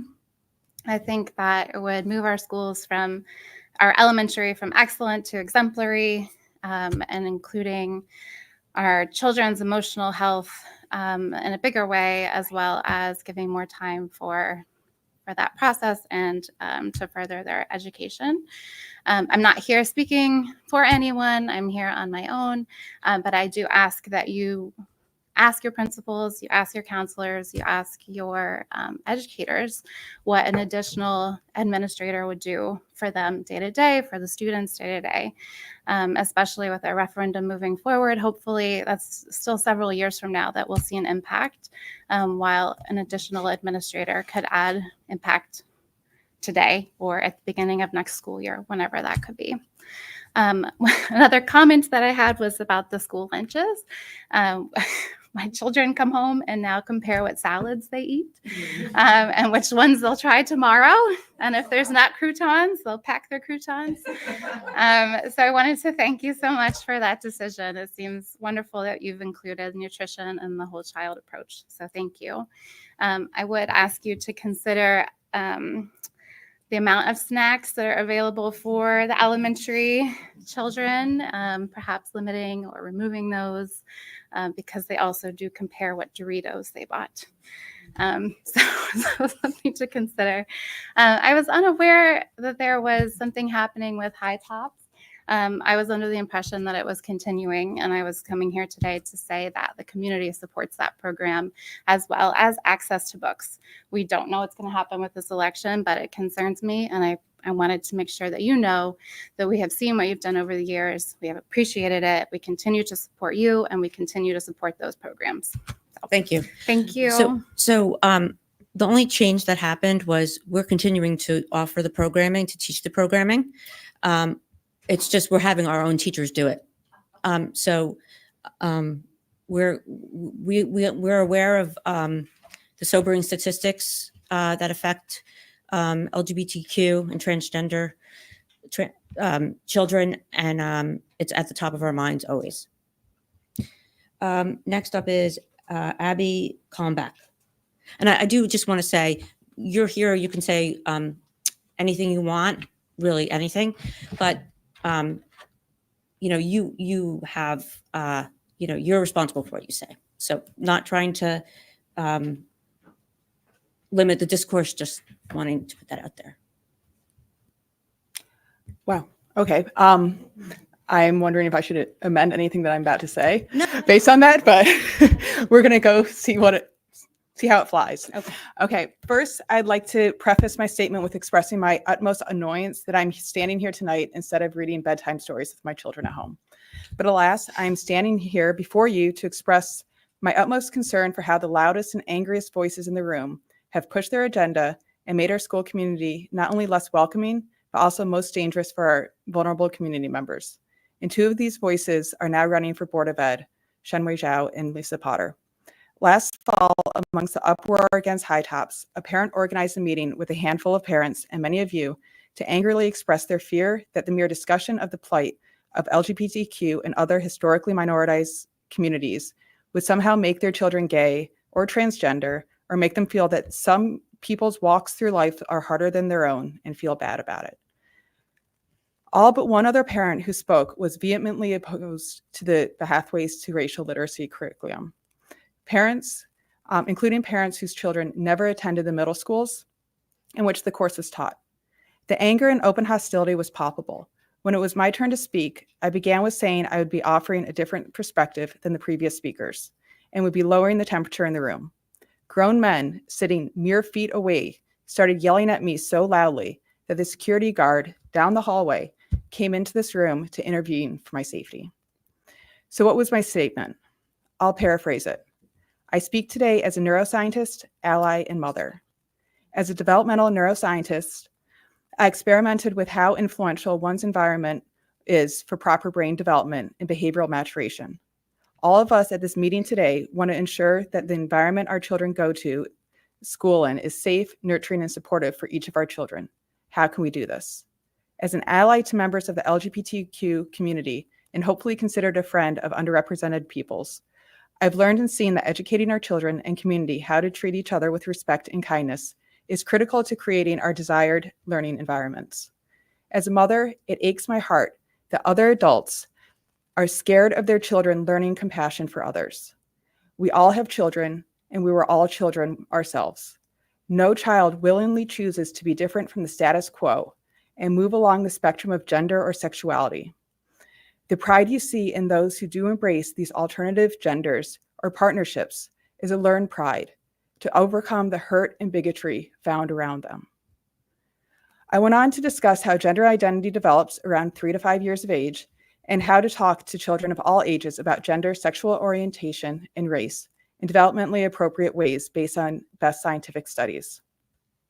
In an attempt to continue the dialogue with these angry parents in a less intense environment, I asked the organizer to meet for coffee. She asked to invite the behind-the-scenes coordinator for this anti-woke posturing, who was none other than the Board of Ed candidate, Shenwei Zhao. Funny that just this week, he said that all he did was sign a petition against this curriculum. To close, I want to advocate specifically for Board of Ed candidates Chris Santarpio, Erica Snyder, and Board of Ed member Maura Franceschi, who are great champions of our public school system to provide high-quality education that encompasses both academic rigor, diversity, equity, and inclusion. And we would like to have a more nuanced discussion around what the different candidates can have, and you can find that at the PPS Board of Ed election discussion on Facebook. Thank you. Thank you. And just for the board does not get involved in book selection. We leave that to our educators. Sometimes we hear about some of the books and we might have some questions. I have asked, why don't we teach To Kill a Mockingbird for years and years and years, but it's not on the curriculum. Oh, well.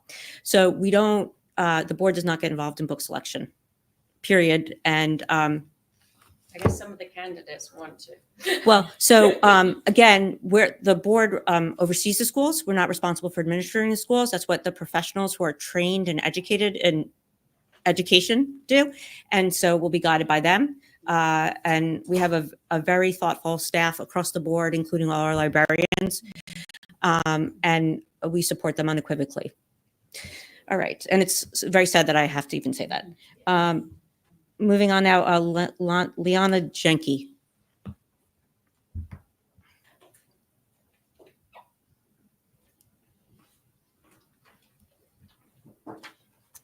Hello, everybody. I am actually the opposite, Abby. I'm very glad not to be doing bedtime because it's tough. It's a tough time.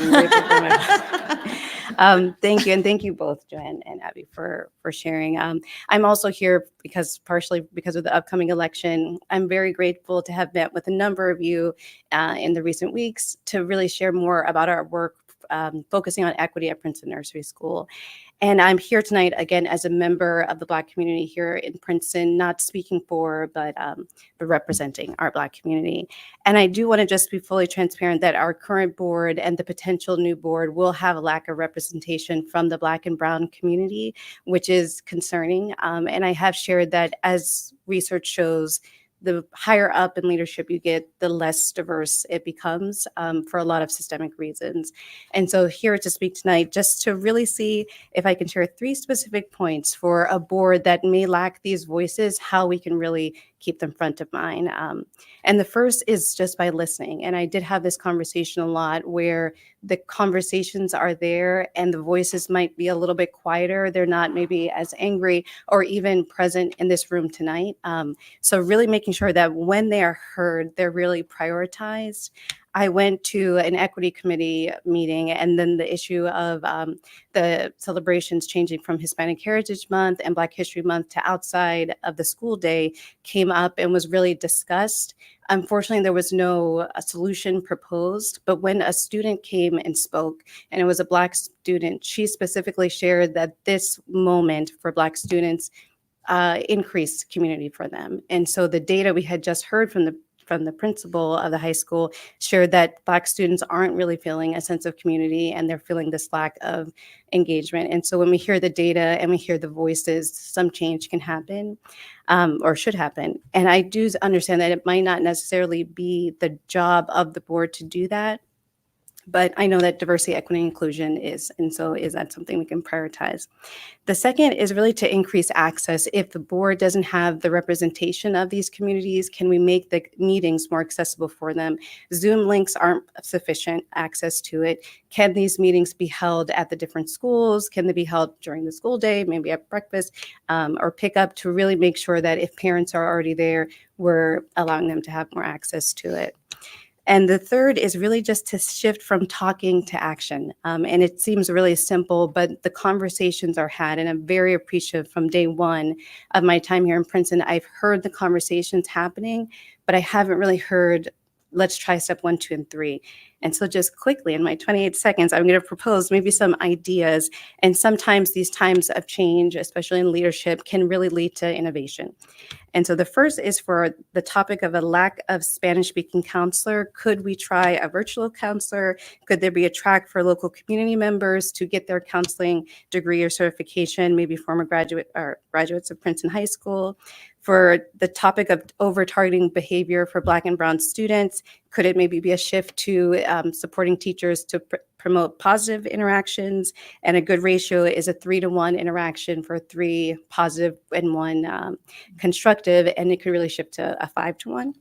And then for the achievement gap, I'll just share again that there are really exemplar institutions that have all Black and Brown students that have no gap. And so thank you so much. Very appreciative. Thank you. And that is it for our sign-up list. Is there anyone else in the audience who would like to speak now? Okay, no one. All right, we'll move on. Let me just get back to my agenda. Okay. All right, J1, harassment, intimidation, and bullying. We have K1, first reading of policies, K2, second reading of policies. Then we're moving on to the board committee highlights, and we'll start with equity with Debbie Brunfeld. Great. So the next equity meeting will be November 11th at 5:30 at the middle school, where we will be discussing courageous conversations with Keisha Smith-Carrington, and we hope you can join us. Thank you. Thank you, Debbie. Next up is long-term planning with Beth. Beth is going to speak. Thank you. The Long-Term Planning Committee met on October 17th and discussed how to structure the referendum questions that were on the agenda for board approval this evening, considering the most recent data available and how to achieve the best outcome for students and for the community. This vote is the culmination of a multi-year process to address the complex question of capacity, to plan how PPS will cost-effectively address rising enrollments from new and existing housing over the next 5 to 7 years, maximizing our existing facilities. Since restarting this work post-COVID, the board and administration have considered multiple rounds of enrollment data, developed a unique Princeton multiplier to understand the impact of recent local developments, heard advice from our professionals, including demographers, architects, and educators, and listened to excellent stakeholder feedback. We've kept a steady, value-driven focus on a solution that prioritizes the district's mission and goals, taxpayer affordability, financial sustainability, and minimizing student, staff, and family disruption. In the past weeks, we've considered the most recent data available on enrollments, move-ins from completed projects like Avalon Princeton Circle, which has already sent us new students as projected, I think over 60, the progress and timing of the other approved third-round developments, the recently released fourth-round affordable housing obligation, the town's announcement of the potential taxpayer impact of borrowing to purchase the Westminster property, and data on the annual cost to repair the end-of-life PHS HVAC. At a recent planning board review, the town's offer to assist with community park parking needs on adjacent properties allowed us to omit the CP parking from the referendum projects. We are confident that the referendum projects approved tonight are the appropriate 5 to 7 year solution to accommodate growth and maintain PPS programming. As our board president has noted, we do not operate in a vacuum, and we are sensitive to taxpayer concerns. While we believe all projects will be needed to meet the needs of our growing community, we believe the 3-question format is the best approach to let voters decide their level of investment in the public schools. The committee extends our gratitude to Superintendent Kathy Foster, Business Administrator Matt Bolden, Assistant Superintendent Kim Tu, and their respective teams for the enormous work this planning effort has taken above and beyond their normal daily tasks of running a district that educates over 3,800 kids. In parallel with capacity planning, their teams have been working tirelessly with community support and state subsidies where we can access them to restore and update our aging school buildings. We now have a seasoned team in place with experience in designing and executing the projects necessary to keep our buildings in great shape for our kids. We are confident that they will be able to efficiently execute the growth referendum projects upon voter approval in January. We look forward to providing information to the public in the coming weeks, and our next meeting is November 14th at 4:30 p.m. Thanks, Beth. And I just wanted to thank you, Brian, Susan, Mara, and Debbie. Sorry. I was getting there. Especially under your leadership, Beth, this has been a labor of love for many years now. And just your flexibility and your understanding of all the moving parts has been crucial. So thank you for your leadership. It's been a team effort, and that's definitely taken all of us to get it done. Yep. So, thank you. But thank you. Take a compliment. Moving on now to operations. I'm going to guess it's Brian. All right. And Brian's Put counting. the timer on. Do I have to? No. Take it away, Brian. The operations committee met via Zoom on October 16th at 8 in the morning. We missed Susan, who was traveling, but we're grateful that Eleanor could join us. We began with an update from New Roads, our construction manager, on projects associated with the 2022 and 2023 referenda. Overall, the projects have gone well. Most of the work scheduled for the summer is either being closed out or is down to final punch list items. Some work scheduled to continue into the fall, like door and lock replacement at PHS and PMS, and 2 new security vestibules at PHS are progressing well. We are still waiting on the delivery of specialty glass for the vestibules and new starting blocks for the pool. Our second topic of discussion was sustainability, and we were joined by Jenny Ludmer of Sustainable Princeton, who's with us tonight, just in case there were questions. Jenny reminded us that all 6 schools are now certified by Sustainable Jersey. All schools and all schools are participating in a creative campaign to reduce energy usage titled Power Down for Pizza. The school that reduces energy consumption by the largest amount will receive a pizza party. She and Matt also shared the great news that the district has been awarded up to $620,000 for 2 new electric school buses and 1 fast charging station from the New Jersey Department of Environmental Protection. The district can also take advantage of the Federal Inflation Reduction Act's Clean Vehicle Credit, which offers $40,000 per vehicle. We'll talk more about this and the financing at a future date when the board is asked to approve the grant. Our third topic was a productive discussion on the appropriate weighted average maturity for bonds that would be issued to finance the 225 referendum projects. Wow, sorry, I missed that. Yeah. There was agreement that Matt's recommendations, based on state guidance and advice from Phoenix advisors, was spot on, accurately matching the maturities with the minimum expected life of the projects being financed. I didn't fall asleep. Go ahead. We then reviewed financial updates for the 2022 and 2023 referenda. We are still tracking to be on or slightly below budget for both. Very nice.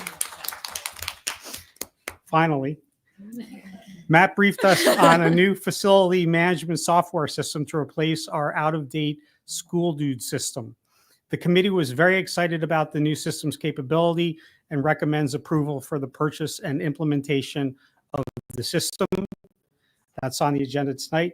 Our next meeting is Wednesday, November 6th at 8 a.m.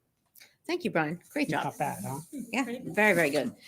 Moving on now to personnel. Debbie? Not as exciting. Well, you're right. I'm sorry. I love personnel. The Personnel Committee met on October 10th. We discussed winter coaches for PMS and PHS. We discussed the science supervisor position, and tonight the board will be asked to approve the hiring of Jackie Katz to science supervisor starting after her 60-day notice, which is around the beginning of 2025. And for the rest of 2024, we'll have an interim Dr. Jill Sack in the position. We received an update from John McMichaels about summer guidance support for students and families.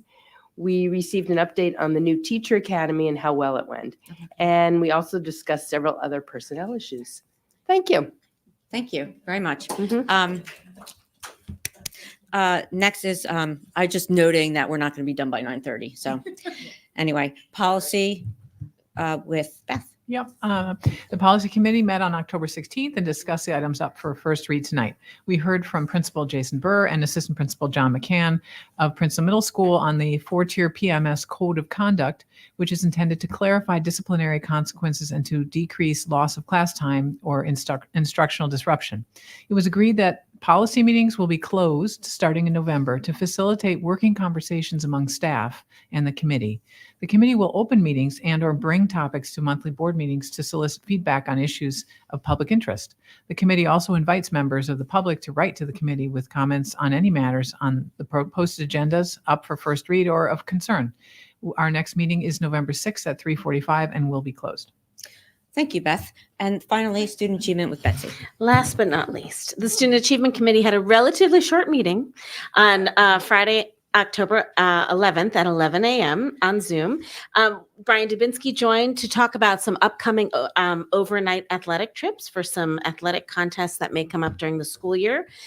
We had a great update from Beth Murin on a new Bridges program at our middle school, and we're really happy to hear about how that's meeting the needs of our students. We had Supervisor Eric Zolak and a teacher from Riverside, Tori Wargo, attend to talk about, it was sort of a PS to something that they brought to us in the spring, was a new community service program for high school students to come over the summer to work with the extended school year at Riverside School. And it was a huge success. They said some of the students stayed longer than the hours that they needed. And it was wonderful for both the elementary and the high school students. So we applaud that ingenuity, and we really appreciate the work they do for students. And then finally, John McMichael attended to share the new Tier 2 programming at Princeton High School to meet the mental health needs of our students. We then adjourned to closed session, and we do have the next meeting coming up November 15th at 11 a.m. All right. Thank you, Betsy. So now we're going to move on to the business part of the agenda. If you want to jump in, just catch my attention and we'll stop. So first we have resignations, M1. And I'll note that longtime educator, Joy Barnes-Johnson, is leaving the district. And Kim, did you have something to say? Yes. I'm going to get emotional. So I would be remiss if I didn't take a moment to honor and celebrate Dr. Joy Barnes-Johnson, as we lovingly call her, Dr. BJ. As our supervisor of science, Joy has been a beacon of inspiration and dedication, not only to our students, but to our staff and families across the district. A skilled chemist, Joy embodies the spirit of lifelong learning. She consistently models the importance of inquiry and curiosity, encouraging both students and colleagues to explore the wonders of science. Her student-centered approach and commitment to equity reminds us that every learner needs to feel valued and empowered. Dr. BJ's ability to apply research and data to our teaching practices have cultivated environments where all students can thrive. Her passion for science education has fostered a culture of inquiry that extends beyond the classroom and into the community. Through her connections with local organizations, including the Paul Robeson House, she's enriched our students' lives and bridged gaps between the educational system and community involvement. As Dr. Joy embarks on the next chapter of her educational journey, we want her to know just how deeply she will be missed. She's been a key member of our learning community, and her contributions have impacted all of us. We are grateful for her tireless efforts to cultivate curious, joyful citizens of science. So I know the board will join me in wishing Dr. BJ the very best in her future endeavors. We know she will continue to inspire and to make a difference wherever she grows, and she will always be a part of our PPS family. Thank you, Kim. And I just want to note that, so in addition to science, Dr. BJ is the one who created in conjunction, in coordination with Patty Manhart, our racial literacy program at the high school.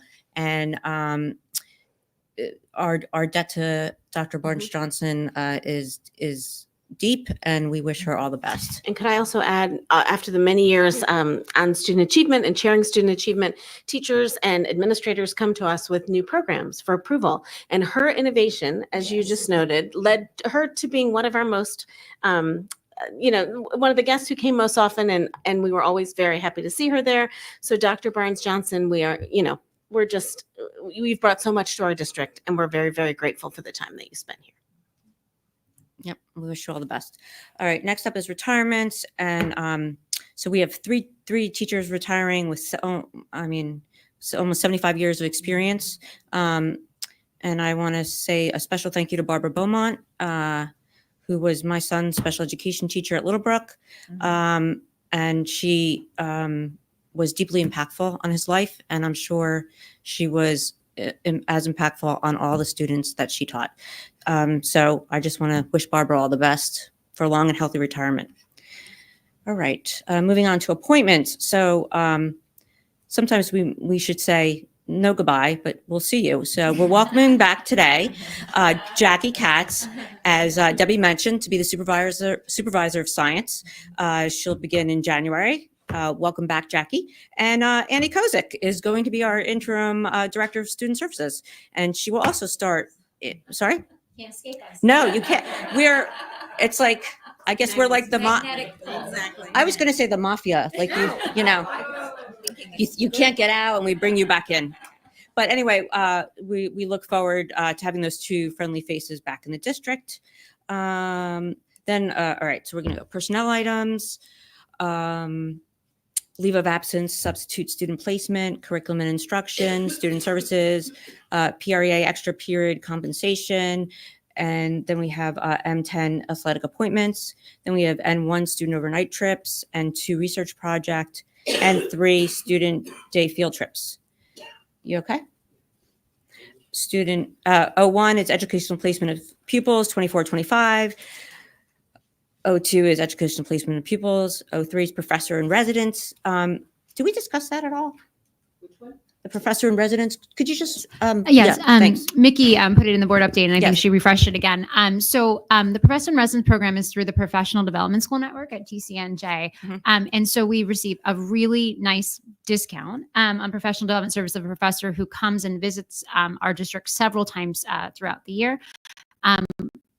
We are using disproportionality money grant money to fund this, and we are working with Dr. Solange Lopes-Murphy, who I worked with in my previous district. Mickey and Princeton have worked with her before, and she really is going to be working with our ESL teachers, our general education teachers, and identifying best practice to support multilingual learners. And so I'm getting emails now about she's going to be doing focus groups with kids and students about the experience, and just really going back to how can we make our students feel welcome in our classroom if there might be a language barrier, and how do we differentiate to support their growth? And will that the information from the survey be shared with the board?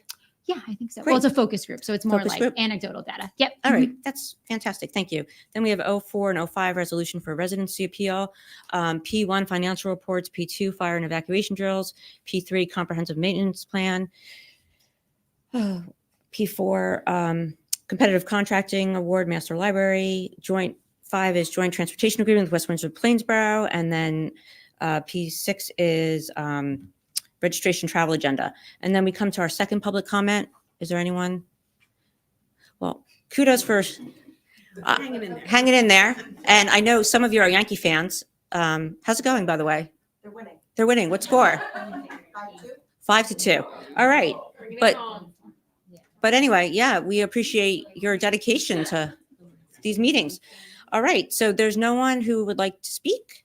And so with that, I would like to say before we close, happy Halloween to everyone, and to those that celebrate Diwali, a bright and happy Diwali. With that, could I get, there's no school Friday. Why do I keep doing this? That would be R1, Brian. R2, Mara. Oh, yeah. Yep. So is Brian Mara? Yes. Daphne Kendall, Yes. Betsy Baglio, Yes. Beth Barron, Yes. Adam Bierman, Yes. Debbie Bronfeld, Yes. Mara Franceschi, Yes. Eleanor Hubbard, Yes. Susan Cantor, Yes. Brian McDonald. Yes. Consent agenda passes. Thank you. All right. So I already said our goodbyes. Could I get a motion to adjourn? Brian, second. Debbie, all in favor? Thank you. And thank you everyone for a great meeting.